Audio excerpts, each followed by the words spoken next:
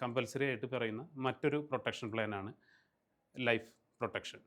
കാരണം പലപ്പോഴും സംഭവിക്കുന്നത് നമ്മൾ പ്രാക്ടിക്കലി തന്നെ ഇവിടെ ഞങ്ങളുടെ ചില ക്ലയൻസിൻ്റെ കാര്യങ്ങളിലെല്ലാം കണ്ടിട്ടുള്ളതാണ്. അവർ ഒരു ഇന്നത്തെ കാലത്ത് പലരും വീട് എന്ന് പറയുന്നത് എല്ലാവർക്കും വളരെ ആവശ്യമായൊരു കാര്യമാണ്. പലരും വീട് നിർമ്മിക്കാൻ പോകുന്നത് തന്നെ കയ്യിൽ സഫീഷ്യൻറ്റ് ഫണ്ട് ഉണ്ടായിക്കൊള്ളണമെന്നില്ല. കുറച്ച് എമൗണ്ട് അവർ അറേഞ്ച് ചെയ്തിട്ടുണ്ടാവും. ബാക്കി എമൗണ്ട് അവർ ഒരു ഹോം ലോണോ ആ രീതിയിലൊക്കെ അറേഞ്ച് ചെയ്തിട്ടുണ്ടാവും. ഉദാഹരണം പറയുകയാണെങ്കിൽ ഒരു ഹോം ലോൺ എടുത്തിരിക്കുകയാണ് ഒരു വ്യക്തി. 60,00,000 രൂപയുടെ ഹോം ലോൺ എടുത്തു.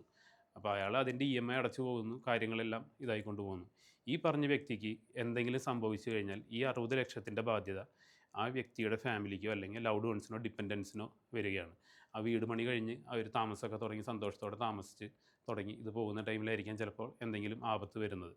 അപ്പോൾ സംഭവിക്കുന്നതെന്ന് വെച്ച് കഴിഞ്ഞാൽ ഈ വീട് അവരുടെ ആ ഫാമിലിയുടെ ഒരു ആഗ്രഹം അല്ലെങ്കിൽ സ്വപ്നമൊക്കെ ആയിരുന്നിരിക്കാം.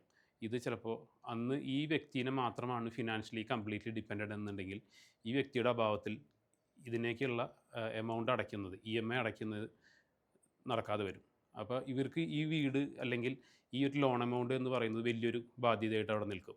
അപ്പോൾ ഇത് ഒഴിവാക്കുന്നതിന് വേണ്ടിയിട്ട് ഒരു ഇതുപോലെയുള്ള ലോണോ ലയബിലിറ്റികളോ കാര്യങ്ങളോ എത്രയാണോ നിങ്ങൾക്ക് ഉള്ളത് അതുകൂടി കവറേജ് പ്രൊട്ടക്ഷൻ കിട്ടുന്ന രീതിയിലുള്ളൊരു ലൈഫ് ഇൻഷുറൻസ് പ്രൊട്ടക്ഷൻ എടുത്തു വയ്ക്കാൻ ശ്രമിക്കുക.